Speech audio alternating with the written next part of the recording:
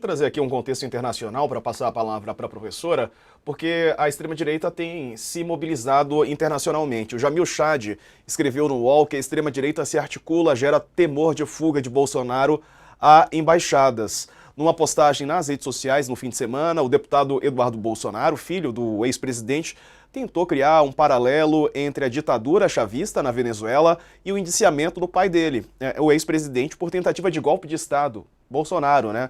A intenção era reforçar para a extrema-direita mundial a teoria da existência de uma suposta ditadura de esquerda no Brasil.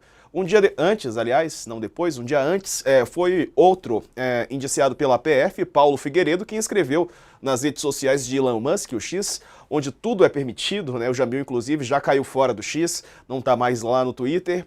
Aí o Paulo Figueiredo contou a versão dele da realidade, uma realidade paralela, um Brasil paralelo, né? Que seu movimento alimenta a de que vive uma perseguição injusta. Ao se apresentar em inglês, numa tentativa de criar uma narrativa aos estrangeiros, ele fala do avô famoso. Só que esqueceu um detalhe, que é um detalhe que eu vou deixar aqui frisado, tá, pessoal? Que o antepassado dele era um ditador, o João Figueiredo, aquele que amava os cavalos. O Neto agora diz que se sente honrado por ter sido indiciado. Bom, não vou aqui retomar o que disse esse senhor. De qualquer maneira, vou passar a palavra para a professora Tatiana, porque como é que a senhora vê esse contexto internacional e se algum líder desses que são mais proeminentes poderia abrigar o Bolsonaro? O Trump, eu confesso que tenho dificuldades de entender dessa maneira, porque apesar de ter todo aquele jeitão, ele também é mais pragmático, né? Aqui perto temos o Milei, na Hungria tem o Orbán, enfim. O que a senhora acha, professora? Bom, essa possibilidade ela não está descartada, mas não é algo muito concreto, né? Agora, Diego, eu acho que é importante a gente tomar, né, essas falas como elas, o que elas são de fato, né? Então, de neto de ditador, de né, Bolsonaro e filhos, como né, eles estão realmente acuados. A gente não é um momento histórico muito importante que nós não podemos deixar de discutir a partir dessa perspectiva histórica que a gente está trazendo aqui hoje. Mas se trata, a gente não tem que legitimar de forma nenhuma a fala dessas pessoas, né? Então, eles são golpistas, pessoas antidemocráticas, né, figuras políticas antidemocráticas e que, portanto, têm que ser pensadas a partir disso. A gente, de uns anos para cá, não apenas no Brasil, mas a gente tem passado por um processo de normalização da extrema-direita, e isso é bastante perigoso, porque a gente tem algumas etapas, né? Quando a gente fala de extrema-direita, a pessoa não nasce extremista, né? Então, ela passa por um processo. As redes sociais, elas têm um papel importantíssimo nisso, então, Elon Musk, né, você trouxe aí na apresentação, né, essa articulação que nós temos, né, nos últimos anos entre a extrema-direita e as plataformas, né, de Big Techs que não querem regulamentação, né, dentro dos seus né, espaços em que a gente se dizem como não, né, se colocam como não sendo espaços de comunicação, mas apenas espaços em que as pessoas colocam ali suas opiniões e colocam conteúdos, mas o que de fato temos né, são espaços que funcionam a partir de determinadas lógicas algorítmicas completamente opacas e que vão estimular mais alguns discursos e especificamente discursos extremistas, né?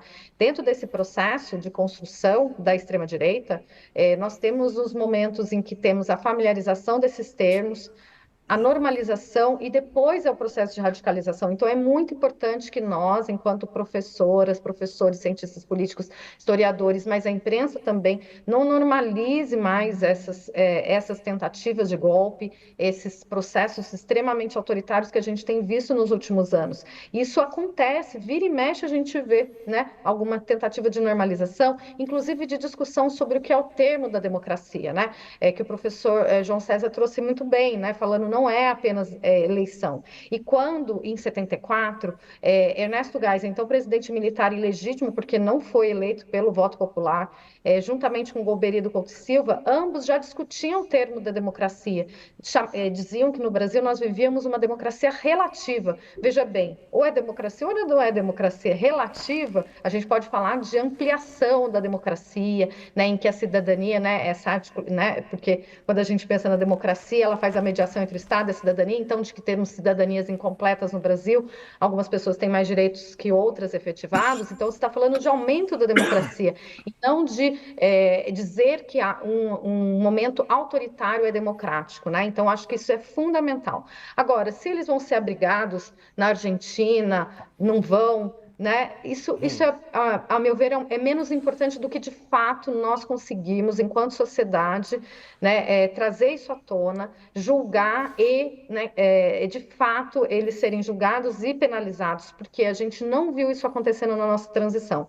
A nossa transição foi, né, lenta, gradual e segura e arquitetada pelos militares e controlada por eles, inclusive dando a anuência sobre quem seriam o presidente e vice-presidente na redemocratização, né? Então, em 1985. Então, isso é extremamente importante, Diego e professor. E eu gostaria de trazer uma questão, né, até para o professor comentar também, porque a gente fala dos militares, né, e de como que essa relação, né, essa entrada dos militares, do militarismo dentro da política, como isso é pernicioso, mas isso tem que ficar muito claro para quem está nos ouvindo. Por que não é que os militares não têm que estar na política? A política e a democracia, suas instituições, é algo que nós inventamos enquanto sociedade para que a gente pudesse lidar com os nossos conflitos, com as nossas diferenças, porque nós somos diferentes, né? Os grupos humanos, os movimentos sociais, os partidos, enfim, têm perspectivas diferentes sobre o que querem do futuro e vão disputar isso. E vão disputar isso aonde? Nas eleições, no movimento social, né? Indo para as ruas, enfim. Se articulando, então essas disputas elas existem. A política, portanto, ela tem esse elemento do conflito como parte, mas um conflito que ele é dado, que ele vai ser gestado dentro dessas instituições, em que se alguma pessoa perde a eleição, ela vai para casa, né, lambe as feridas e vai, né, se rearticular para concorrer, né, daqui 2 anos, ou enfim, fazer uma outra tipo de aliança política ou de articulação política. Quando a gente fala dos militares, o que é o elemento dos militares ou das forças armadas ou do exército? É a força, portanto não é o diálogo. Portanto, o conflito ele é tratado nessa chave da força, né? De quem detém, né, a arma. E aí, portanto, não há democracia possível disso. Então, a gente precisa, sim, dizer, o exército existe né, nos estados, só que ele não pode, em hipótese nenhuma, participar da política. Nós não podemos normalizar isso, né? É algo que é muito Importante. parte da nossa história. Importante isso que a senhora disse.